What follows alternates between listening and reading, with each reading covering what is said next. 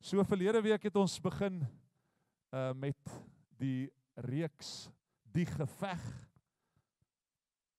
Wie van julle het hierdie week 'n geveg? Wie het toegelaat dat die Here jou geveg veg?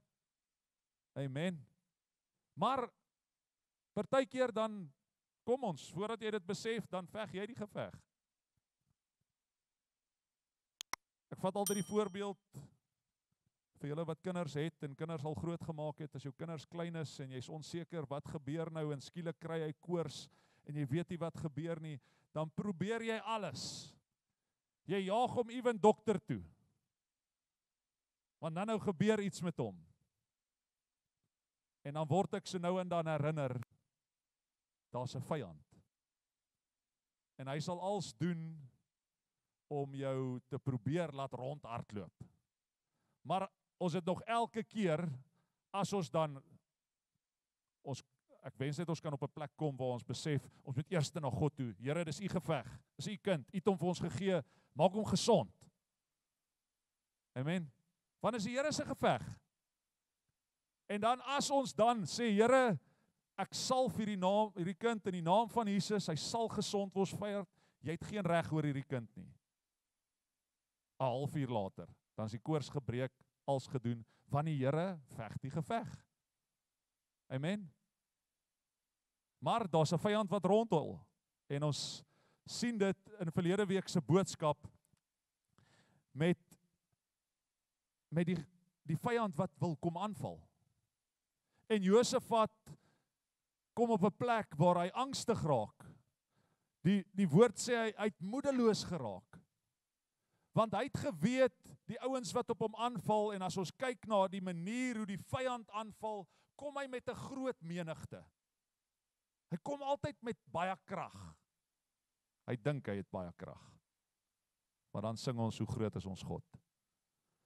Maar dan raak ons moedeloos, en ons kyk na ons situasie, en ons kyk na ons bankrekeninge, en ons sien hierdie vyand, en ons sien hoe hy los hier onder ons mense. Ons sien hoe hy in ons huwelike, en hy wil verwoes. Maar dan moet daar 'n man wees wat opstaan in die teenwoordigheid wat ons verlede week gepreek het, in die teenwoordigheid van God. Eerste het Josafat 'n vas uitgeroep. Eerste. So hulle het gebid en gevas. En dan sien ons staan daar 'n man op, sy naam Jegasiel. Is daar iemand wat hulle kinders graag Jegasiel eendag wil noem? Ek wil baie graag iemand hê wat so naam het. Jegasiel. Maar Jegasiel, 'n man wat hoop bring. En hy sê in 2 Kronieke 20 vers 15, het ons verlede week gesien, hy het gesê, luister. Want jy moet luister, as daar vir jou hoop gaan kom. As die stem van die Here praat, luister jy. In jou moedeloosheid en bangheid en onsekerheid, luister jy na die stem van die Here. En Jegasiel sê, luister alle inwoners van Juda en Jerusalem, luister koning Josafat, want as ons besig raak met die aanval, en ons kyk hoe lyk dit, dan luister ons nie na die stem van die Here nie. Maar Jegasiel sê, luister, kry julle aandag op die stem van die Here. Hy sê, dit is wat die Here vir julle sê. Moenie bang wees nie. Sê vir die ou langs jou, moenie bang wees nie.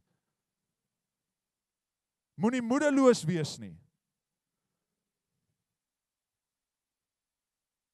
Oor hierdie magtige leer nie, want die oorlog is nie julle sin nie, maar God se.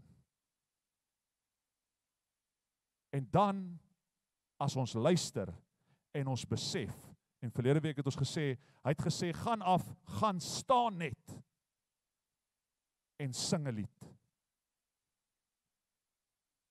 Lofprysing. En die woord sê, en ons gaan dit nou gaan ons ook net weer daarna kyk, maar die woord sê, onmiddellik.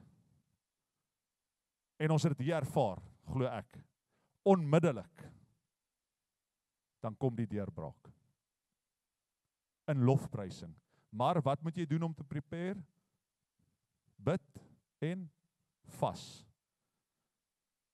So ons het 'n gemeentevas uitgeroep vir hierdie week wat kom, van Maandag tot Vrydag, 'n vas en bid.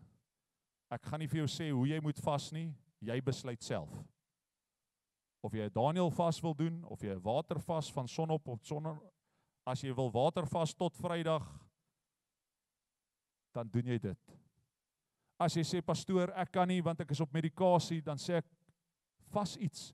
Wat vas doen is dit kry wanneer jy kos, dan, as ons besluit ons doen kos, wanneer jy dan honger word, dan moet jy bid.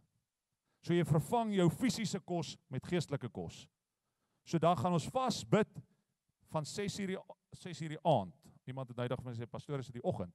6:00 die aand, dat ons almal kan insluit, as jy van die werk af gekom het, gou iets gaan eet, dan kan jy hier wees.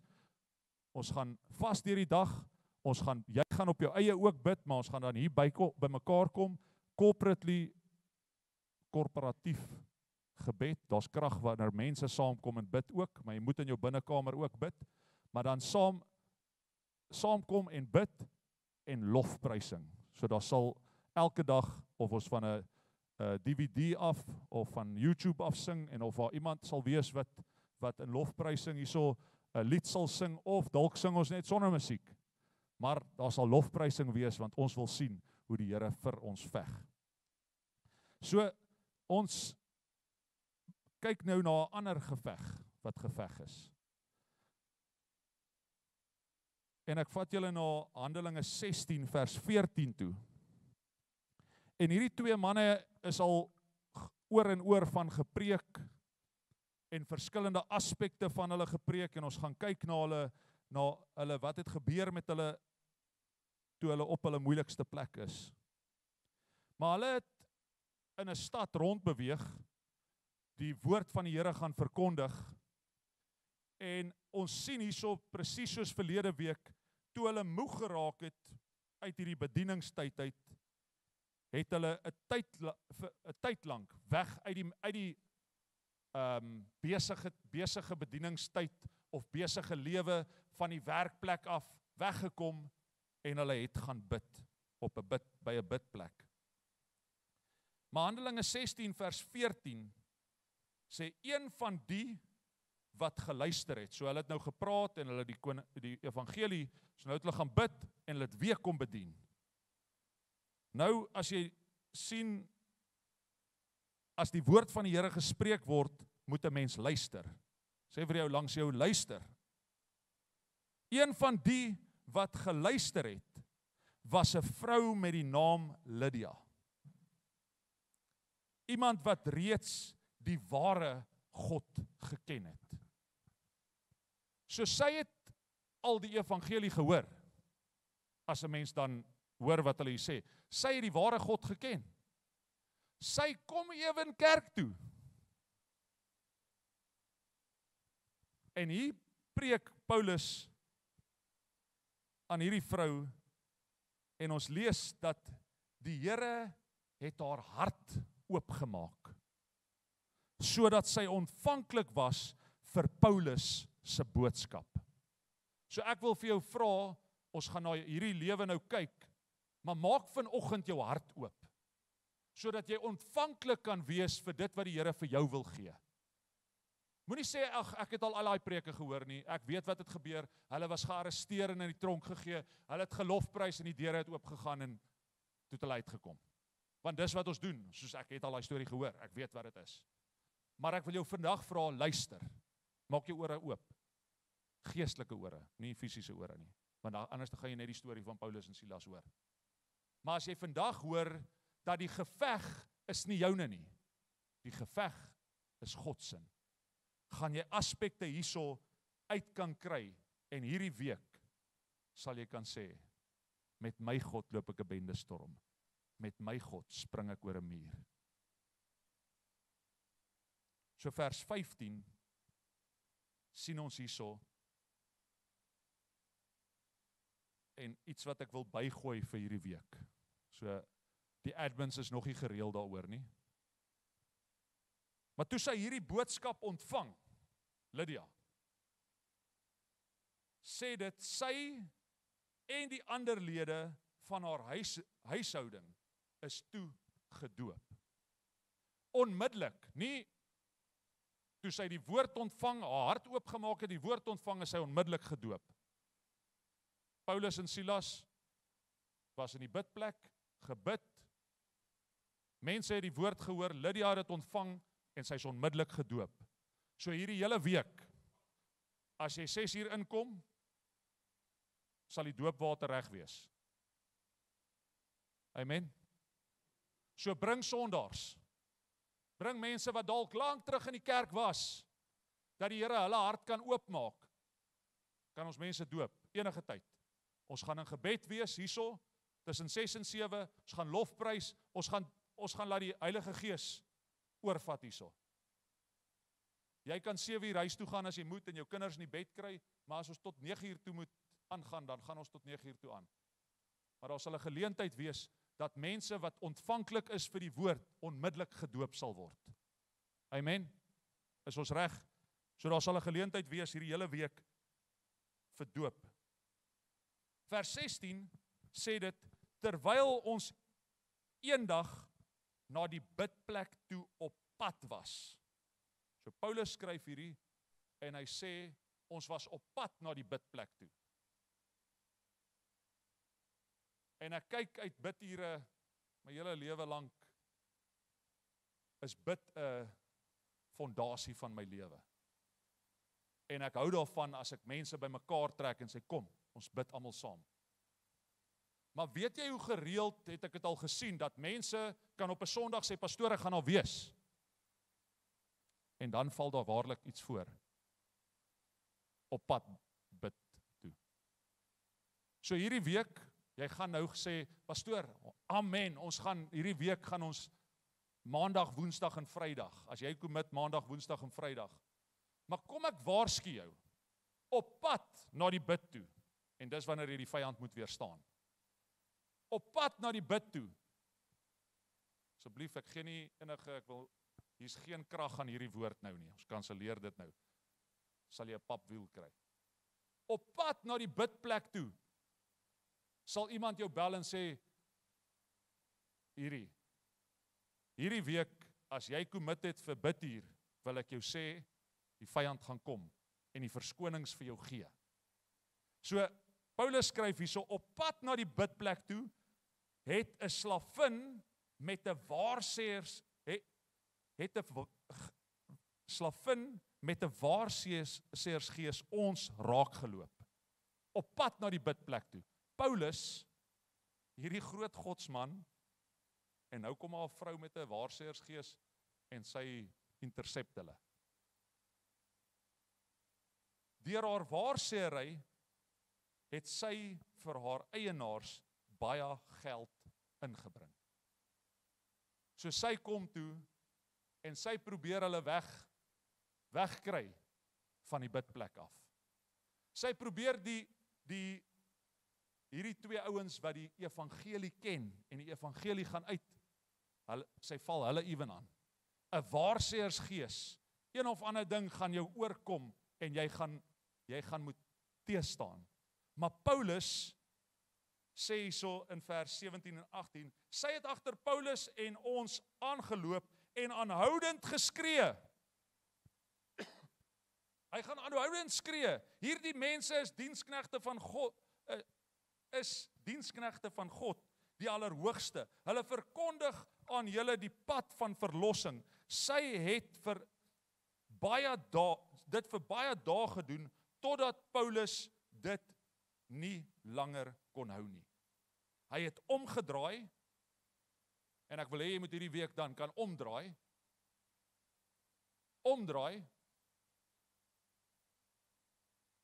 en vir haar sê, ek beveel jou in die naam van Jesus Christus. Nie uit jou krag nie, nie uit jou geveg nie, Jesus se geveg. In die naam van Jesus Christus gaan uit haar uit. Die Gees het, wanneer? Môre. Onmiddellik uit haar uitgegaan. Die probleem is, ons sê, okay, dis reg, ek het nou 'n papwiel, weer eens geen vrug op hierdie woord nie, ek het 'n papwiel, die Here sal verstaan. Ek gaan maar vandag uitsit, ek sal môre weer draai. Weet jy wat gaan die vyand doen? Daai gees gaan weer vir jou kom. Totdat jy besluit, soos Paulus, en op daai dag het hy gesê, hy kon dit nie langer vat nie, hy het omgedraai en vir die gees gesê, jy moet omdraai, môre, as hy gees vir jou kom, sê in die naam van Jesus, ek staan jou teen. Ek het in hierdie week, het ek my 2 seentjies geleer, om te bestraf. Want daar's 'n vyand wat rondloop soos 'n brullende leeu en soek wie hy kan verslind. En weet julle vir wie hy kom? Vir ons kinders. Maar as jy nie jou kind leer om die vyand te weerstaan nie. So Malan vertel my, ek het hom een dag geleer, die volgende dag, toe kom 'n man verby die skool geloop en hulle speel op die speelgrond. En die man sê, ek bid dat almal van julle, Malan vertel, dis nou Malan's version, so ek weet nie of dit waar is nie, maar het was vir my special. Hy sê, die man sê, ek bid dat almal van julle sal doodgaan. En Malan sê, papa, ek het dadelik gesê, I rebuke you in the name of Jesus. Want geen wapen wat teen hom gesmeer word, sal enigiets uitrig nie.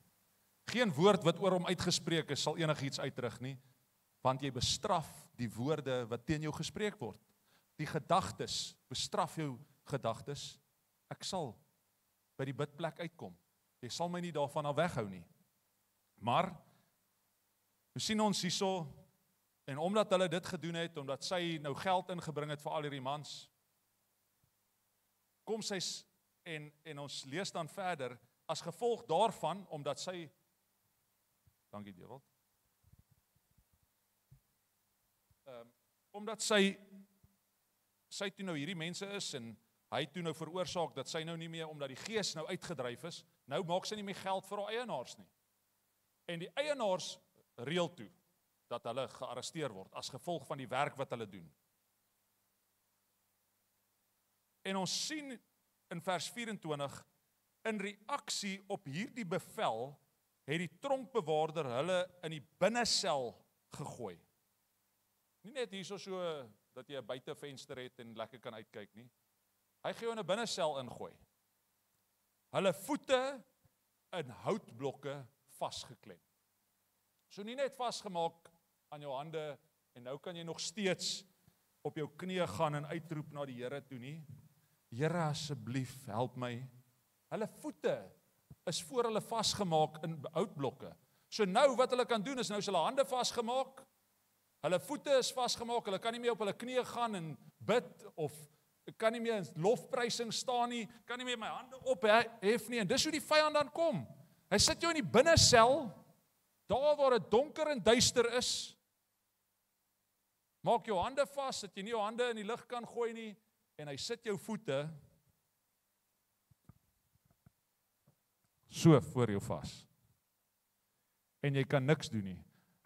Van die teoloë glo, die hande was ook aan die houtblokke vasgemaak. So nou, my hemies is te kort vir dit.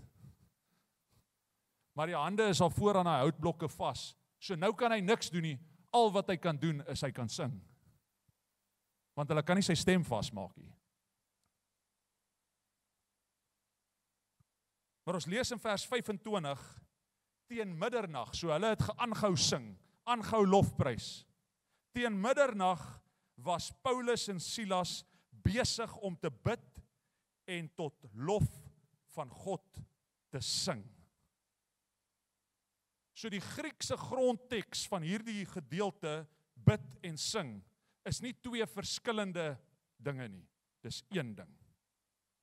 Ons sien dit as ek bid en ek lofprys. As ons bid, is dit 'n lofprysing tot God. As ek lofprys, is dit 'n gebed tot God. Amen. So wanneer jy in lofprysing staan, so dan maak nie saak hoe ek vasgemaak is nie. Ek kan aanhou bid en ek kan sing een ding. Want dis nie in my bene of in my arms wat lofprysing gee of gebed gee of op my knieë staan wat maak dat ek beter kan bid nie. Dis goed as jy op jou knieë staan, want anders gaan jy aan die slaap raak in die bed.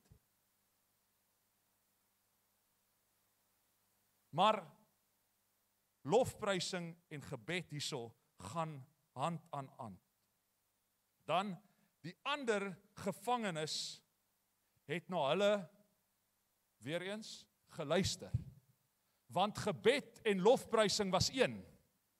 So julle in die begin in 2 Kronieke sê Jegasiel, luister. En omdat hulle bid en lofprys saam, het die ander gevangenes wat gedoen? Geluister. En wat gebeur toe? Vers 26 sê, skielik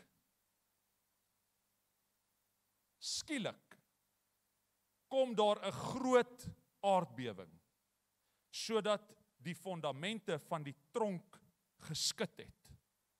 Al die tronkdeure het oopgevlieg en al die gevangenes se kettinge het losgekom.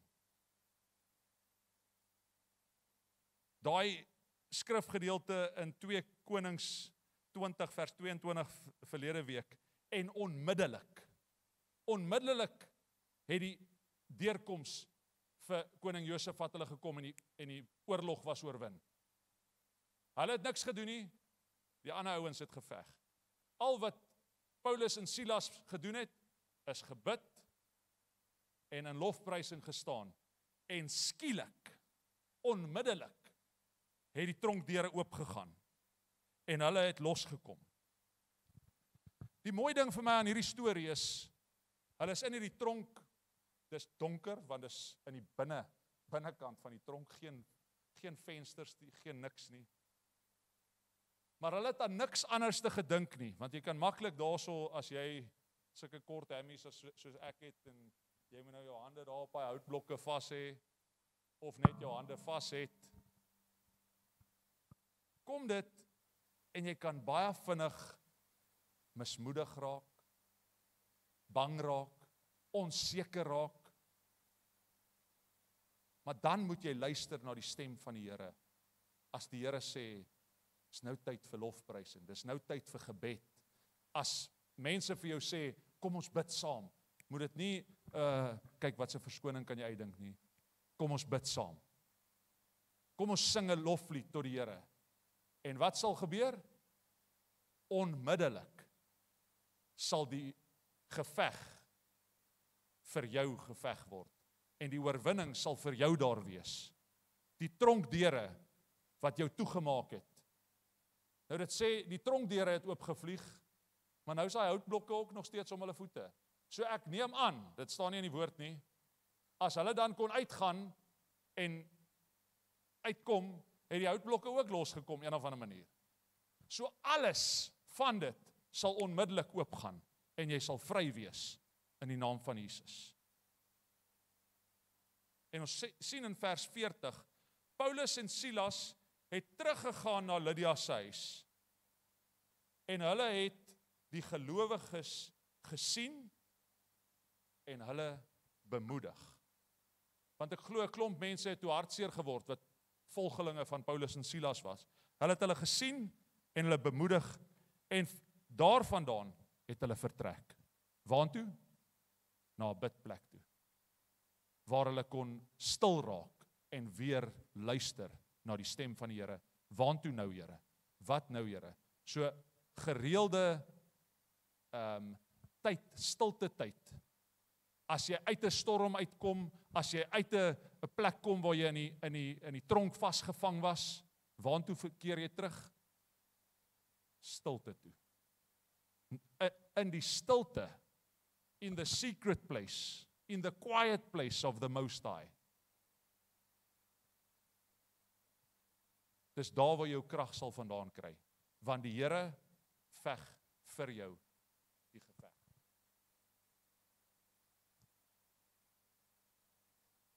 Ek wil hê jy met jou oë toemaak, Marlene, jy kan kom speel.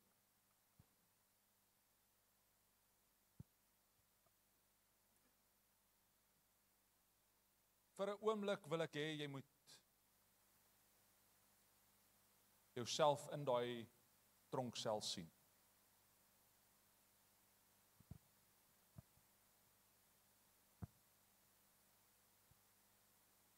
Ek wil hê jy moet hierdie geestelik sien. Vir 'n oomblik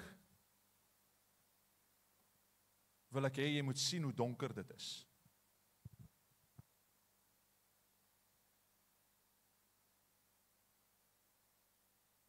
Voel daai houtblokke om jou voete. Voel daai koue kettinge om jou hande.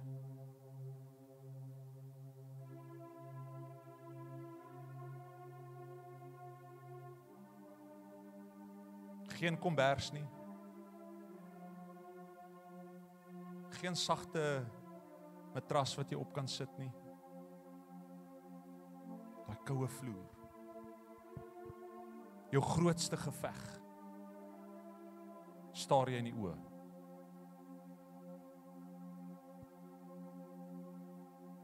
Ek wil hê jy moet luister vandag.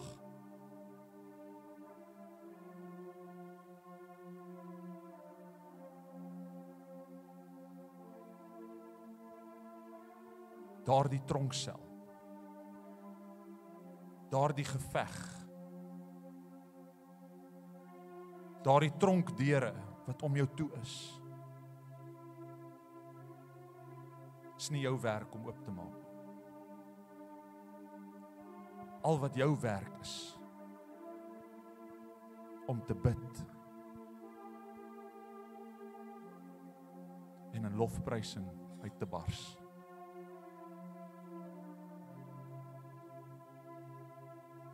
Klein Karoo gemeente, is tyd dat ons ernstig raak as dit kom by gebed en lofprysing. Dis nie 'n aparte ding nie. Die kerk het 'n aparte ding gemaak. Ons lofprys hier in die begin en ons bid aan die einde.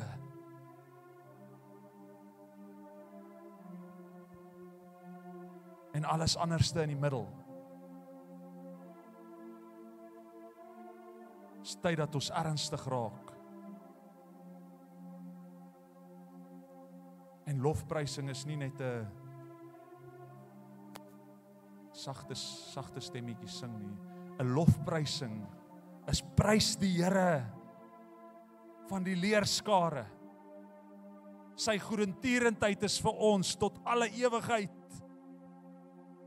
Dis nie altyd 'n lied nie. Dis nie altyd 'n gejubel en juig nie. Dis dit ook.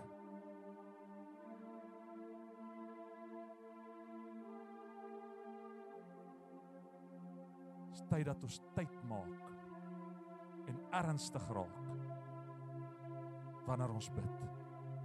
Wanneer ons in lofprysing uitbars. Want wanneer jy in daai tronksel in die binnekant sit, daar waar dit donker en duister is,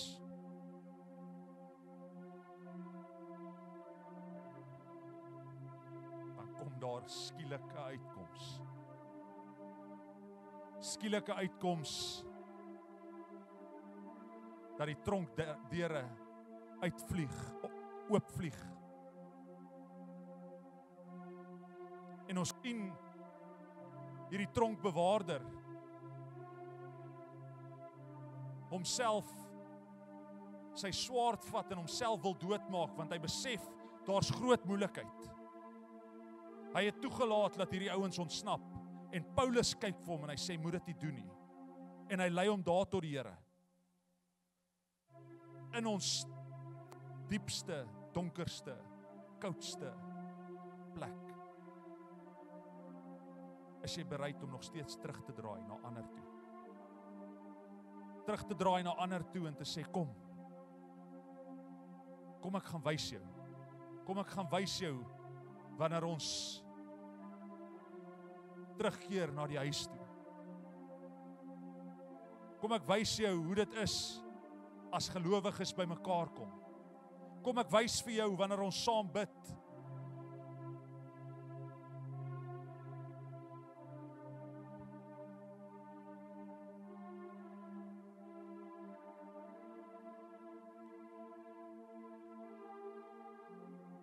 As jy jouself in so 'n tronksel kry, dalk nou tans, dalk is jy gevonnis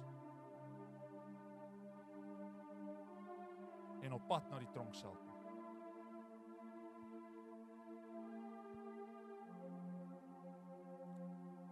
Ek wil die bidders wat ek mee gereël het, om te saam hier voor te kom staan.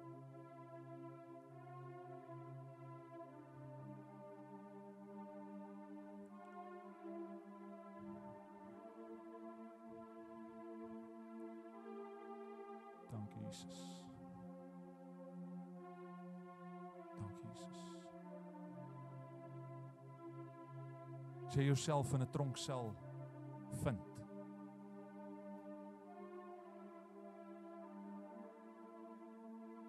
koud, onseker, donker, vasgeboei,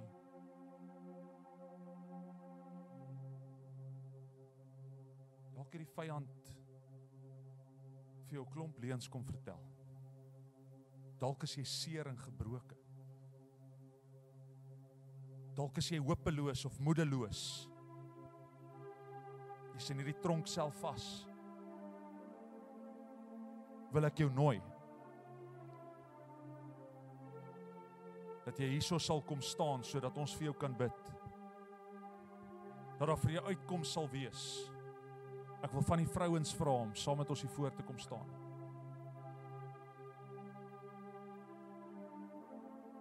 Daar waar jy is,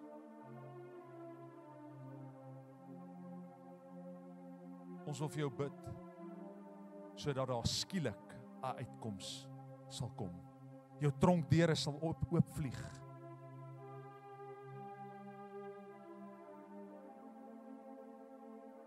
Kom en ontvang jou gebed vanoggend, sodat jy jou uitkoms en jou deurbraak kan kry, sodat God vir jou kan veg. Want die geveg is nie joune nie. Die geveg is God se. Ons gaan 'n oomblik gee, so jy kan kom, sodat ons vir jou kan bid. Amen.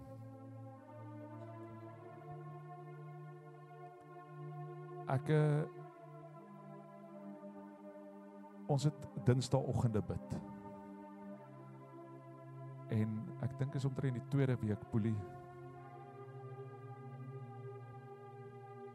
Toe sê die Here in die bid, ervaar ons 'n prentjie van reendruppels op droë grond. Nou as jy dit al gesien het, as die eerste druppels val, dan lyk dit of daar niks, hy val so in die stof spat eintlik so.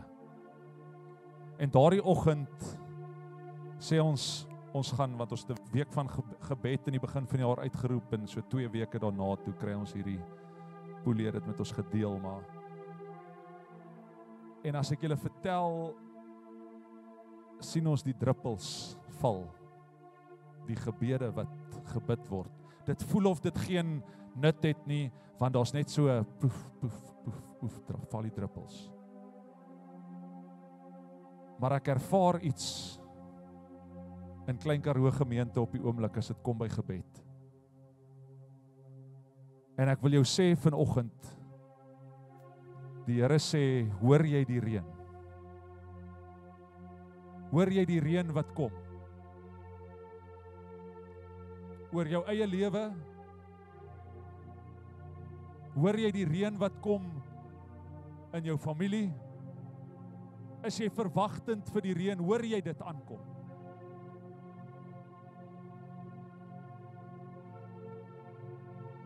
Waar begin dit? By gebed. En hoe meer ons bid, hoe meer sal die reën kom. Dis hoekom ek so ernstig is daaroor, dat ons ernstig word, as dit kom by ons gebedslewe. Jou persoonlike gebedslewe, maar wanneer ons die gemeente saamroep, om saam te kom bid. Want een druppeltjie, daar in buitekant straat, en een druppeltjie in Melville straat, en een druppeltjie in Hoogstraat, en een druppeltjie in Baron van Reder, dan weet niemand dit het gereën nie. Maar as ons saamkom, as die druppel saamkom, dan begin die water vloei. Dan begin die kinders in die water speel. Hoor jy die reën? Hoor jy die gedruis van die reën? Is jy verwagtend vir die reën net, of hoor jy dit al?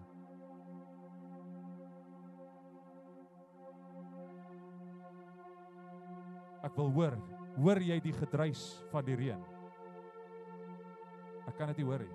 Hoor jy die gedruis van die reën? Hoor jy die gedruis van die reën?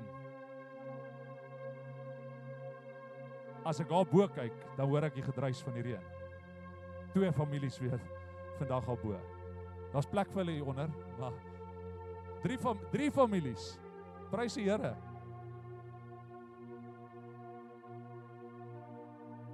Dis hoekom ek sê, ek gaan nie daai deur toemaak nie. Dis nie jou escape as jy laat kom nie. Anders dan gaan ek jou gaan haal. Maar dis die gedruis van die reën. Amen.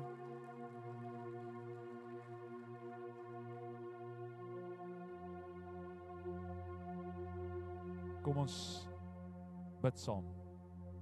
Hy wat sit in die skuilplek van die Allerhoogste, sal vannag in die skaduwee van die Almagtige. Ek sal tot die Here sê, U is my bergvesting, U is die God op wie ek vertrou. Dit is hy wat jou sal red uit die net van die voëlvanger, van die verderflike pes. Hy sê jou dek met sy vlerke en onder sy vleuels sal jy skuil. Sy trou is 'n skild en 'n pantser. Jy hoef nie te vrees vir die skrik van die nag, die pyl wat bedags vlieg, die pes wat in die donker wandel, of die siekte wat op die middag verwoes nie. Al val daar 1000 aan jou sy, of 10.000 aan jou regterhand, na jou toe sal dit nie aankom nie. Net met jou oë sal jy dit aanskou en die vergelding van die goddelose sien, want U, Here, is my toevlug. Die Allerhoogste het jou beskutting gemaak. Geen onheil sal jou tref en geen plaag sal naby jou tent kom nie. Hy sal sy engele aangaande jou bevel gee om te bewaar op al jou weë, sodat jou voet teen geen klip stamp nie. Op die leeu en die adder sal jy trap, op die jong leeu en die slang sal jy vertrap, omdat hy my liefhet, sê God, daarom sal ek hom red. Ek sal hom beskerm omdat hy my naam ken. Ek sal hom uitred en eer aan hom gee. Met lengte van dae sal ek hom versadig. En ek sal hom my heil laat sien.